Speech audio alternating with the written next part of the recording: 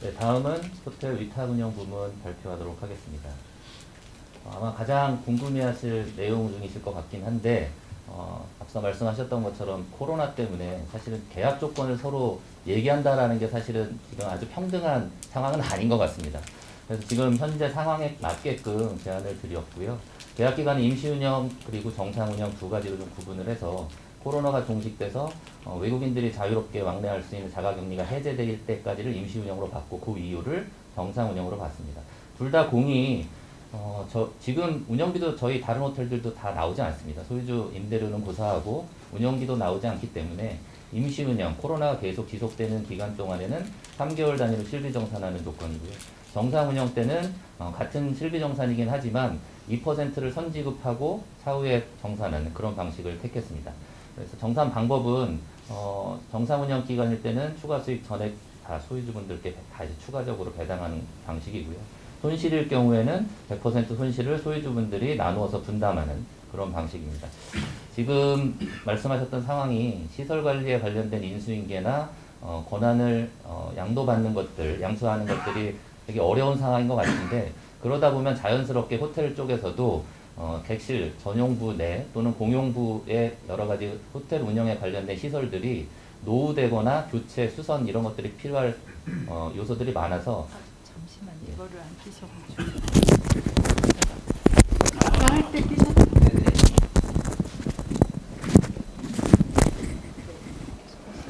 네, 개관 비용에 대해서는 운영비에 산입하는 그런 방식입니다.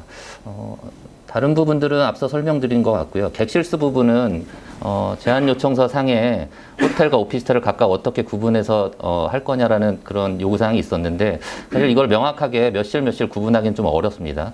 다만 저희가 160실 기준으로 호텔 영업과 오피스텔 영업을 병행하기 때문에 그 숫자가 뭐 어떻게 구분이 되던 간에 크게 관계없다라는 기준으로 160실 정도를 갖고 일부는 호텔로서 영업을 하고 일부 오피스텔은 장기 그러니까 임대하는 그런 방식을 취할 예정이고요.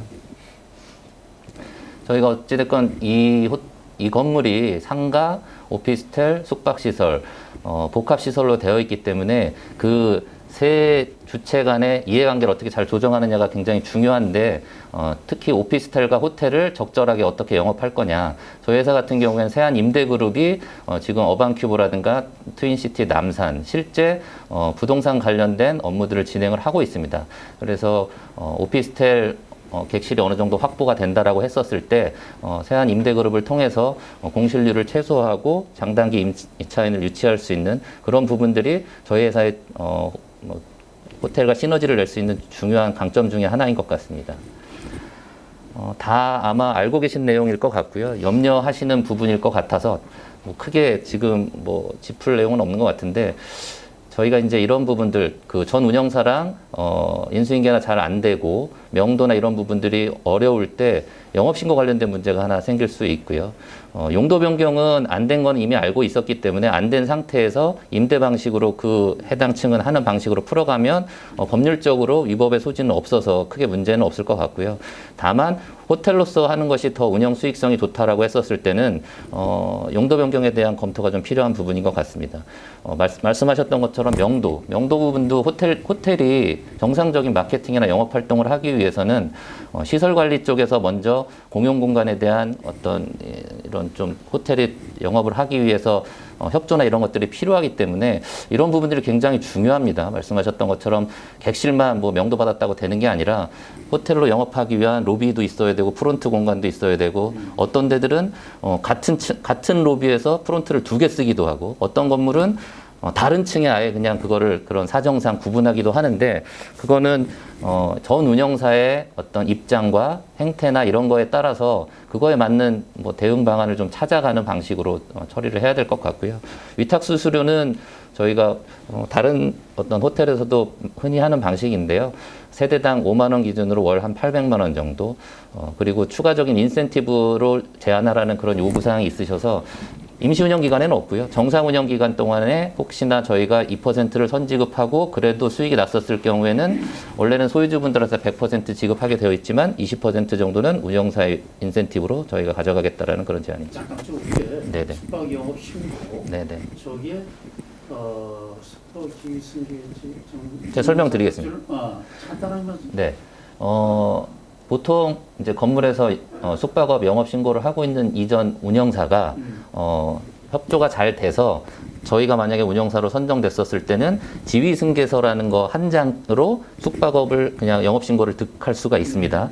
근데 만약 지위승계를 안 하면 구청 입장에서는 이미 영업 신고를 한 운영사가 있는데 새로운 운영사가 다른 소유주분들이랑 계약을 했다라고 해서 이거를 영업신고를 받아줄 거냐 중첩의 문제가 있거든요. 그렇기 때문에 그 부분은 강남구청에 지금 상황을 설명을 해야 되고요. 계약된 세대 그리고 층별 그게 어떤 계약된 세대가 구분이 되어 있나 뭐 고객의 동선이 구분되나 여러 가지 그런 것들을 좀 사전에 좀 확인을 받아봐야 될 내용이라서 그런 경험이 있습니까? 저희 지금 남대문이 지금 2개 운영사가 복수로 했었고요. 예, 다른 데들도 비슷한 상황들이 비슷한 양상으로 나타납니다. 알겠습니다. 아까 위탁 수준은 임시운영 기간에 없는 네네. 네. 이상. 네. 다음은 그 매출에 관련된 추정입니다. 그래서 임시운영과 정상운영 두 가지로 구분을 했고요. 임시운영에는 50%를 전후한 실적, 그리고 정상운영일 때는 70% 객실 가동률을 전후한 실적을 예상을 하고 있고요. 예전에 비하면 사실 터무니없이 작은 매출이고, 실제 임시운영의 50% 객실 점유율을 할 수 있느냐 문제는 사실 쉬운 일은 아닙니다. 다른 저희 지금 서울 시내에 운영하고 있는 호텔들도 50%는 고사하고 뭐 30~40%에 머물러 있는 데들도 많고, 그보다 못한 데들은 휴업을 하고 있는 호텔들도 많아서 어찌됐건 코로나가 종식 좀 상황이 개선되면 50% 정도를 하면 운영비 정도는 나오는 거라 목표치이자 지금 현실을 어느 정도 좀 반영한 그런 수준이라고 볼 수 있을 것 같고요. 저희가 사실은 호텔 위탁 운영을 어떻게 할 거냐 제안 드림에 있어서 가장 기본적인 저희 회사 입장과 원칙은 그거였습니다. 정상 운영 때 뭐 어떤 조건을 어떻게 하냐가 중요한 게 아니라 그거는 임시 운영을 종료시켜 놓고 논의해도 늦지 않다. 임시 운영 기간을 통해서 전 운영사하고의 마찰을 종료시키고 새로운 운영을 하기 위한 기반을 어떻게 확보할 거냐의 차원의 문제이기 때문에, 그래서 조건도 저희한테 맡겨주시면 저희가 손실 보지 않는 범위 내에서는 정산 방식으로 한번 나중에 저희가 다 정상화 시켰는데 야 이제 정상 운영은 다른 운영사랑 할 거야 라고 하셔도 괜찮을 어떤 기반을 마련해 드리고자 하는 그런 취지가 있다라는 걸 좀 말씀을 드리고요. 예상 운영비입니다. 저희가 뭐 그 비슷한 유형의 호텔들 서초 아르누보도 운영을 했었고 강남 아르누보는 지금 현재 운영을 하고 있고, 그래서 항상 역삼 아르누보하고 그 세 개 아르누보들을 매출과 비용들을 굉장히 많이 사실은 서로 모니터링을 많이 했었습니다. 그래서 저희가 예상되는 매출을 감안했었을 때 이 정도 비용이면 충분히 운영을 할 수 있다라는 그런 내용이고요. 아마 엑스페제가 했었던 비용들에 비하면 그렇게 낮을 겁니다. 그런 부분들, 그리고 관리비랑 호텔 그 회계랑 구분이 안 되기 때문에 사실 소유주분들이 보셨을 때는 사실은 이게 명확하게 호텔 운영비인지 아닌지 따지기가 어려웠던 부분들이 있어서 아주 최소 비용으로 저희가 운영을 할 수 있을 것 같고요. 그랬었을 때의 손익입니다. 결과만 말씀드리면 임시운영 50% 정도 하면 한 800만 원 정도, 그러니까 뭐 거의 2분 운영비 정도 나온다고 보실 수 있고요.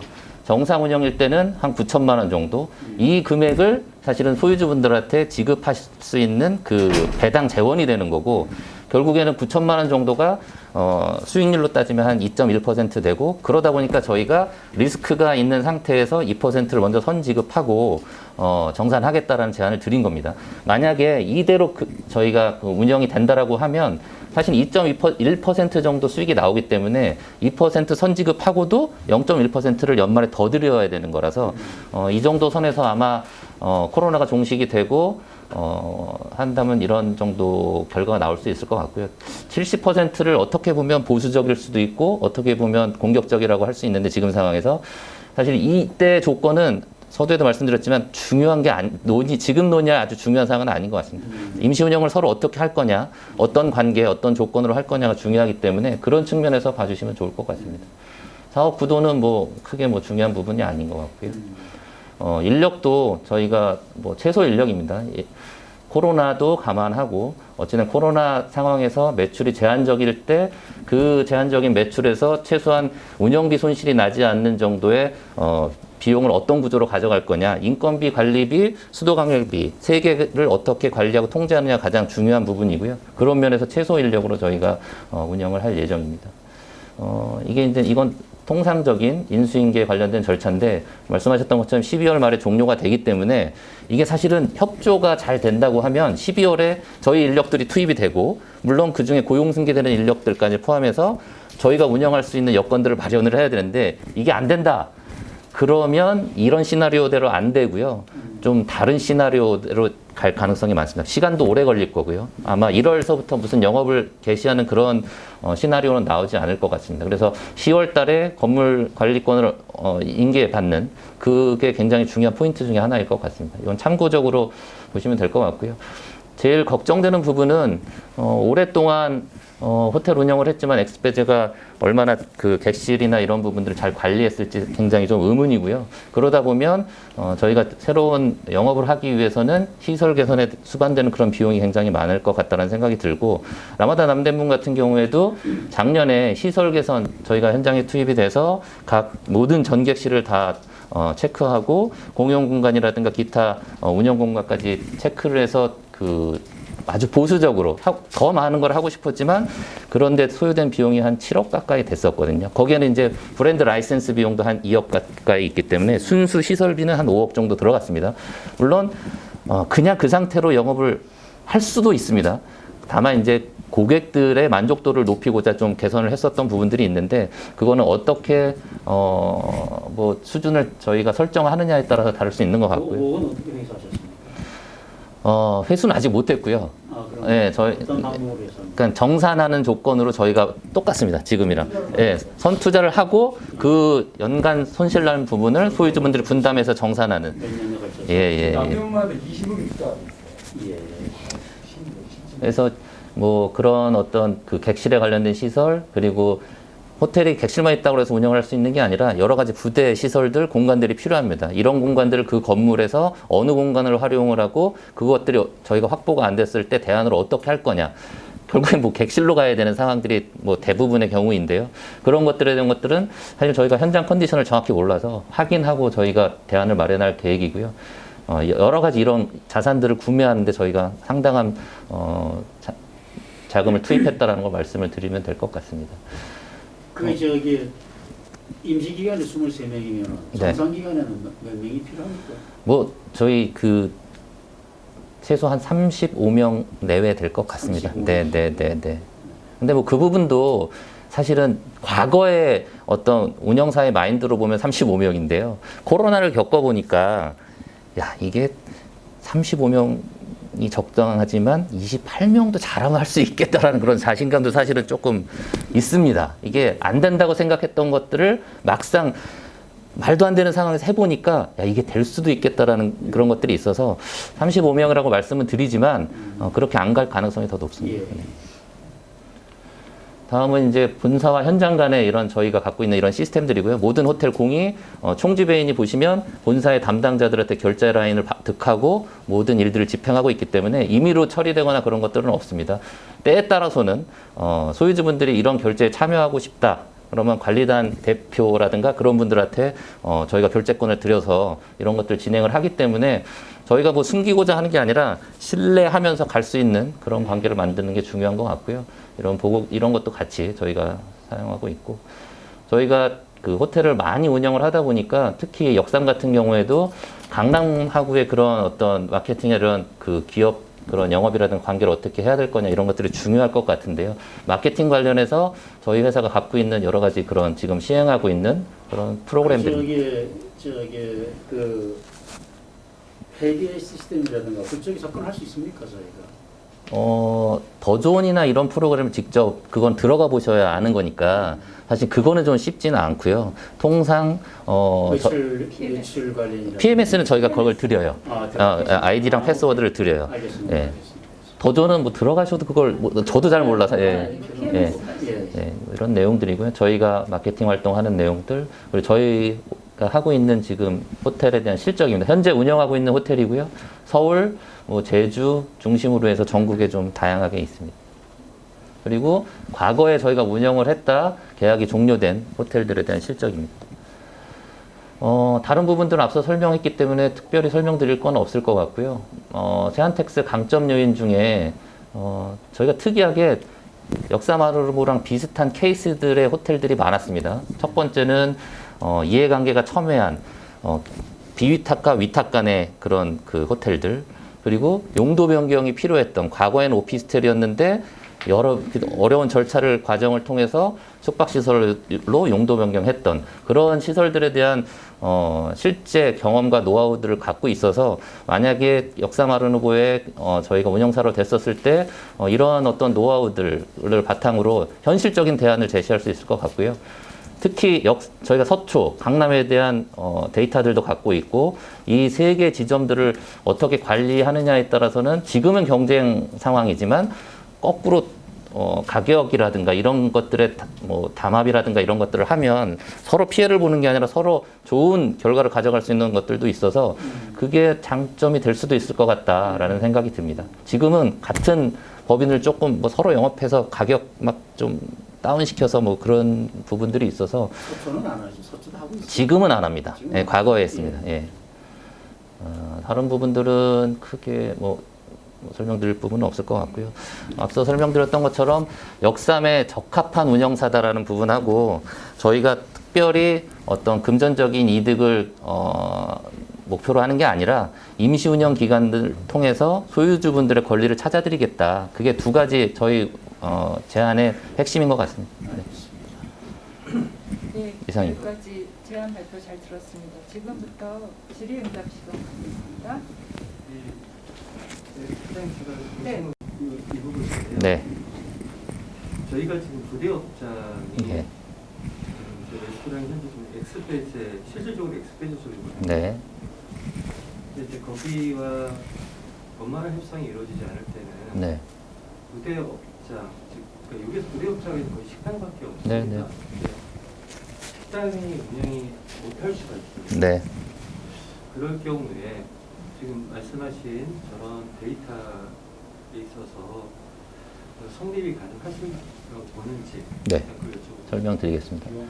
보시면 저희가 객실 매출을 먼저 추정을 한 거고요. 네. 객단가 6만 원, 8만 원 추정을 한 거고, F&B에 대한 매출은 배제된 겁니다. 그래서 여기 보시면 부대시설 F&B 매출을 객실 매출의 이런, 저희가 사실 컨디션을 정확히 몰라서 통상적인 그냥 수준으로 추정을 한 거고, 부대시설 매출을 쫙 뺀다. 사실은 저희가 이 부대시설의 손익은 목표치입니다. F&B는 객실 영업을 위해서 사실은 서포트해주는 역할이 크기 때문에 이게 보통 손실, 독자적으로 수익을 내기가 사실은 좀 어렵고요. 손실인데도 불구하고 객실 영업을 위해서 같이 가는 경우들이 많아서 싹 없앤다라고 하면 금전적으로는 별반 차이 없을 수 있을 것 같고요. 다만 없었을 때 장기 고객이나 이런 분들을 유치하기 위한 시설이 없어서 영업에 제한적인 걸로 인한 객단가 하락이 올 거냐, 점유율에 마이너스 요인이 있을 거냐, 이거의 문제인데, 룸 온리로만으로도 영업을 할 수는 있습니다. 예. 없어도 괜찮습니다. 지금 답변을 주시면서 결론은 없어도 된다고 하시는데 네. 실질적으로 지금 정확히 말씀하셨거든요. 식당은 식당 자체의 매출을 극대화시키는 게 아니고요. 네. 매출을 극대화하기 위한 굉장히 중요한 수단이잖아요. 맞습니다. 네, 네. 그러면은 만약에 제가 기대하는 답변은 식당이 안 됐을 때 네. 여기 같은 경우에는 장기 투숙객들 네. 그리고 이제 그런 아침 조식 고객들 네.